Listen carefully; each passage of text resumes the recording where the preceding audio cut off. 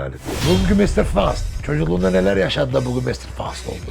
Çok mu merak ediyorsun? Sana da biz de ya. Okula gidiyoruz. Motorla ben okula bırakacak. Tuttu bunun yine artistlik yapası. Motorun önünü bir kaldırdı. Ben aradan küt. Ama kışın ortası buz gibi hafif böyle kar yağıyor. Farkında da değil benim düştüğümü. Arada 5 dakika geçti geri geldi diyor. Ne yapıyorsun oğlum burada diyor. Sen attın ben de bekledim. Hemen bir U dönüş yaptık. Olbaca'ya 70 veriyor. Dedeyi oturtturduk. Saman balyelerini bagaja, arabanın üstü açık oraya. Bak Allah seni inandırsın ya, saman balyeleri ya. Bu sosyal medyada bir elin verdiğini öbür el görmesin. Ondan sonra hani niye videoya alıyorsun? Videoya almadan yapsan olmaz mı? Şimdi arkadaşlar yaş 42. Sosyal medyaya gireli 2 yıl oldu. Bir insan kendini 40 yaşında değiştiremez. Gerçekten de öyle oluyordu hani. Dedem beni çok kayırıyordu rahmetli. Dedem olduğunu da çok sonradan öğrendim zaten. Hep baba diyorduk ona.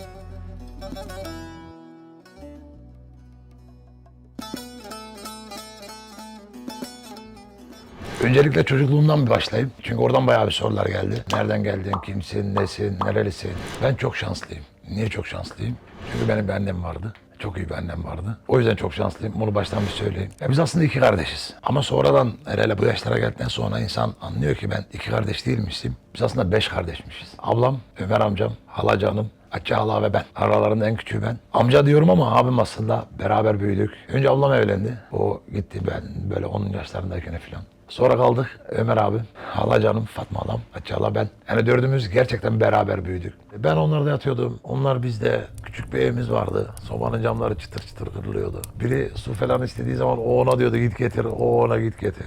Demin halacanım dedik ama halacanla biz aslında beraber büyüdük. Hani bayağı bir şeyleri paylaştık ve hala paylaşıyoruz Allah'a şükür. Ya böyle daha doğrusu onun bir ceketi vardı, ben giyerdim onun. Benim gömleğimi o giyerdi. Aynı okuldaydık. Halam. Halamla aynı okula gidiyoruz. Hani aile bağları. Şöyle söyleyeyim hani. Ben bu geçtiğimiz yaz iyi dinleyin arkadaşlar. Halamın kızının kızıyla tatil yaptım. Bizim aile bağlarımız Allah'a şükür o kadar güçlü ki hani bak. Halamın kızının kızıyla tatil yaptım. Halamın kızının kızıyla benim kızım arkadaş. Belki dünyada bir eşi benzeri yok yani bu aile bağının. Dediğim gibi hani ben amcamla abi kardeş gibiyiz. Halacanımla mesela abla kardeş gibiyiz. Allah'a şükürler olsun. Bizim orada öyle derler hani gölgesi yeter. Halacanım da inanın bana gölgesi yeter.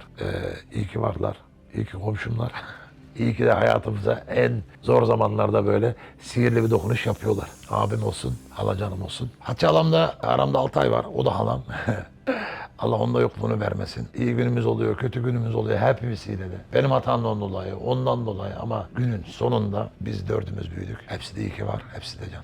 Güzel günlerde ya. Allah hiçbirinde yokluğunu vermesin. Şimdi onların çocuklarıyla benim çocuklarım hepsi bir aradayız, iç içeyiz. Hep beraber Allah'a şükürler olsun. Tatilimizi yapabiliyoruz peş peşe. O bizi idare ediyor. Biz onu mesela Oğuz eniştem, o da abi gibi. Tatile gidecektik. Benim pick-up'a bindi. Ben hallederim abi. Bir arkasına jeti taktı. Bir sürü rezillik. Niye? Bu sevgidir, hatırdır, hürmettir birbirine. Aile, akraba, eş, dost çok önemlidir arkadaşlar.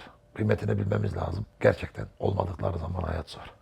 Dedem yani vefat etti. Babam vefat etti. İkisi esas dünyada şu an. Aralarında artık ne konuşuyorlar, ne anlaşacaklar bilemem ama babam vefat ettiğinde dedemle araları bozukmuş. Bizim geçmişte biliyorsunuz tabii. Ufak tefek şeylerden yok. Şöyleydi, böyleydi. Önceden telefon yoktu, WhatsApp yoktu. Ya mektup gidiyordu birbirlerine ya da bak inanmayacaksınız. Kasetler vardı önceden, teyp kasetleri. Kaseti doldururlardı birbirlerine. Hani yok sen şöyle ettin, sen böyle ettin, ben böyle ettim diye birbirlerine kaset yollarlardı. Hani bunları da hatırlıyorum ben çocukluğumda. Babam vefat ettiğinde dedem de küs olduğu için dedem benim üzerime çok titremiş. Buradan Ömer abi de hakkını helal etsin. Benim yüzümden çok söyler hatta bu yaşa gelmişiz. Lan oğlan der, lan gobel der. Bizim oranın lafı hani. Senin yüzünden çok zopa yedim ben babamdan hani. Gerçekten de öyle oluyordu hani. Dedem beni çok kayırıyordu rahmetli. Dedem olduğunu da çok sonradan öğrendim zaten. Hep baba diyorduk ona. 4'ümüz bir arada kaldık. Ömer abi mesela gazete atmaya giderdi. Ben de arkasından giderdim böyle. 10-11 yaşlarındayız ya. O da benden 5 yaş büyük. O da 14 yaşlarında. 13-14 yaşlarında. Şu an düşünüyorum benim Asaf oğlum 12 yaşında. Ben onu gazete atmaya gönderir miyim sabahın saat 4'ünde? Zannetmiyorum. Bence siz de göndermezsiniz. Ama o zamanlar el mahkum mecburen oluyordu. Şimdi demek istediğim şu ki gazete de atmaya gidecekti. Önce bir depoya gidiyorduk gazeteleri almaya. O kadar çok gazete oluyordu ki bisikletin önüne kalkıyordu hani. O önden ben arkadan böyle dağıtırdık. Bir de o çok iyi biliyordu hangi evlerde köpek falan oluyordu. Arkadaşlar bir sefer mezarlığın yanından geçtik. Posta odasına gazete atıyorum bir de hav hav hav köpek gazeteyi kaptı size yemin ediyorum. Hani hiç unutmuyorum o günleri. Böyle bak hala aklımda çok feci korktuğumu hatırlıyorum yani orada Ömer Hamle. Büyüdük yani.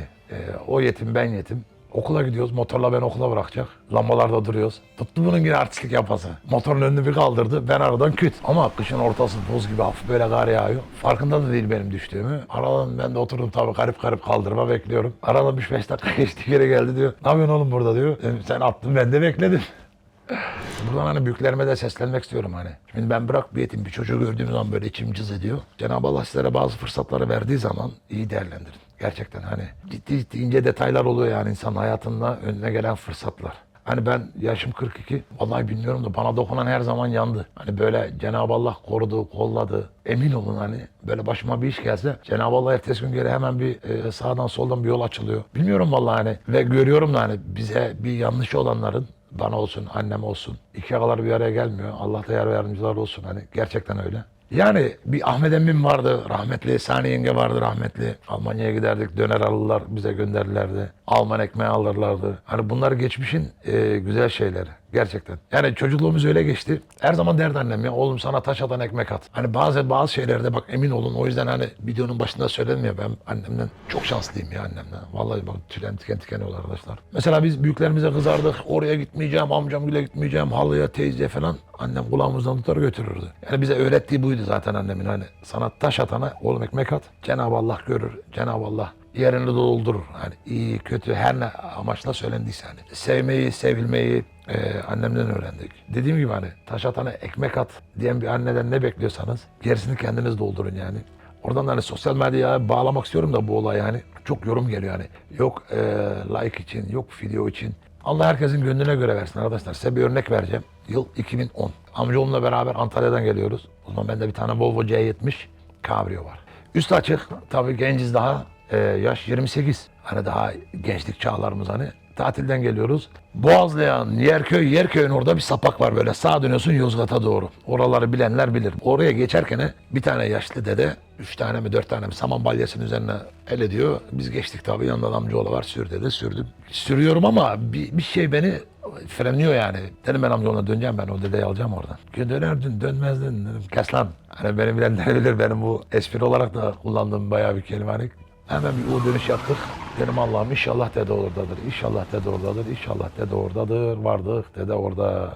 Volvo C70 Cabrio. Dedeyi oturtturduk. Saman balyelerini bagaja. Arabanın üstü açık oraya. Bak Allah seni inandırsın ya, saman balyeleri ya. Dedeyi aldık, saman balyelerini de aldık. Dedem nereye gideceksin şuraya? Şuradan gir, şuradan çık. Yolu karıştırdı. Ama vardık neticede evine. Aradan geçti işte bir vakit. Ama öyle bir tatlı dede ki yani böyle. İnanmazsınız bak. Allah rızası için hani. Dede bize oradan eriktir, armuttur, bahçesinden şöyle böyle öyle bir hayır duası aldık. Hani o zamanlar sosyal medya neredeydi hani, biz yani sosyal medyanın sesini bilmezdik. Hani burada demek istediğim şu arkadaşlar, hani bazı şeyler de kameraya dahi almıyoruz hani. Şimdi sosyal medya güzel, hoş, amenna, bir vibe'ı var, bir enerjisi var. Bazı şeyler enerji, tabii ki videoyu yüklediğin zaman izlenmesini istiyorsun. Bir emek sarf ediyorsun, o izlenme nedir? Sarf ettiğin emeğin başarısıdır. Sosyal medya olayı sadece like'tır, view'dir değil. Ya bizim derdimiz biraz da örnek olsun diye. Yani biz bunları zaten yapıyoruz. Allah var yukarıda. Bizi bilen de biliyor zaten. Paylaşımlar Cenab-ı Allah artırıyor. Biz böyle gördük annemizden. Hani böyle çok örnekler var arkadaşlar sosyal medyaya girmeden önce yani. Ama bazı şeylerde arkadaşlar rica ediyorum, istirham ediyorum. Bilerek atmanızı tavsiye ederim hani. Benlik bir sıkıntı yok. Ben pek öyle kötü yorumlara Allah'a havale ediyoruz zaten. Yine diyorum taş atan ekmek atıyoruz. O misali. Hani sosyal medyada da tutunmak da zor. Bugün varsın yarın yoksun. O yüzden video yapmaya devam etmemiz gerekiyor. Yapmaya da çalışıyoruz. Bizim emeğimize de saygı gösterdiğiniz için gerçekten çok teşekkür ediyorum. Hani bu izlenmelerde, yorumlarda baktığımız zaman gözüküyor zaten. Nereden nereye yani? 2 yıl içerisinde buralara geldik. Yani sosyal medyada gösterdiğimiz, sergilediğimiz durumlar, videolar hani içten paylaşılan bir şeyler. Çoğu zaman hani her lambada da elinde hazır böyle asker gibi, komando gibi telefonla gezmiyorsun veya kamera hazır veya mikrofon takılı hazır gezmiyorsunuz arkadaşlar. Çok da oluyor mesela hani öyle şeyler oluyor ki ya diyorum bunu videoya çekmiş olsaydım ne olurdu acaba? Bunlar da göz önünde bulundum. Hani 7-24 şafağımızla kamerayla gezmiyoruz. Hani demek istediğim bu. Çocukluğumuzdan başlayan bir serüven. Şu an sizlerle paylaşıyoruz hayatımızdaki çoğu şeyleri. Gerçekten hani yorumlar güzel oluyor. İlla ki insanın gönlüne dokunan yorumlar oluyor böyle. Bazı yorumlar ağlattığı yorumlar da oluyor, sinirlendiren yorumlar da oluyor, güldüren yorumlar da oluyor ya diyorum. Bizim insanımızda ne kadar böyle bir şey var hani. Geniş bir ufuk hani. Espriyi nereden nasıl geliyor vallahi diyorum şok oluyoruz bazen. O da çok güzel oluyor yani. Bundan da hoşnutum yani. Sizler de hoşnutsanız gerisi teferruat arkadaşlar. Ya arkadaşlar bir de ikinci bir yorumlarda gördük hani bu sosyal medyada bir elin verdiğini öbür el görmesin. Ondan sonra hani niye videoya alıyorsun? Videoya almadan yapsan olmaz mı? Şöyle böyle. Şimdi arkadaşlar yaş 42. Sosyal medyaya gireli 2 yıl oldu. Bir insan kendini 40 yaşında değiştiremez. Yok telefonun önüne aldığın zaman Ahmetken Mehmet olayım. Yok telefonu alınca Mehmetken Ahmet olayım. Neyse olsun. 40 yaşında önce de sosyal medya hayatından önce de yani yaptıklarımız var. Bunlar olan şeyler arkadaşlar hani sosyal medyada da mesela çok mesaj da geliyor hani abi şöyle bir derdim var yardım et şöyle böyle. Benim buradan herkese de tavsiyem arkadaşlar gözünün görmediği bir şeye yaklaşmayın. Çünkü biz bazı şeylerde bayağı mağdur olduk yani ilk başlarda hani çok acemiydik sosyal medyada. Yazan herkese hani nasıl diyeyim dört elle sarılıyorduk yardım etmeye. Allah seni inandırsın çok mağdur olduk. O yüzden şimdi gelen mesajlara biraz temkinli davranıyoruz hani. Özellikle internet üzerinden bir şey yapmamaya çalışıyoruz çünkü hani üzülüyorum belki bazen ama yaşın yanında kuru dayanıyor. Ama denk geldiğimiz zaman elimizden geleni yapıyoruz. Onu da belirtmiş olayım. Özellikle evde çoluk çocuk hanım demişken hani benden başka hani benim kahrımı da ondan başkası çekmez ondan da Allah razı olsun. Anamdan da Allah razı olsun. Bütün eşim dostum hani bizi sevdiklerinden gerçekten bizi kahrımızı çekiyor. Bir dahaki vlogda görüşmek üzere. Baktığınız için çok teşekkürler. Yorumlarınızı, like'larınızı tabii ki de arkadaşlarınıza tavsiyelerinizi de istiyoruz. Allah'a emanet. Cansınız hürmetler.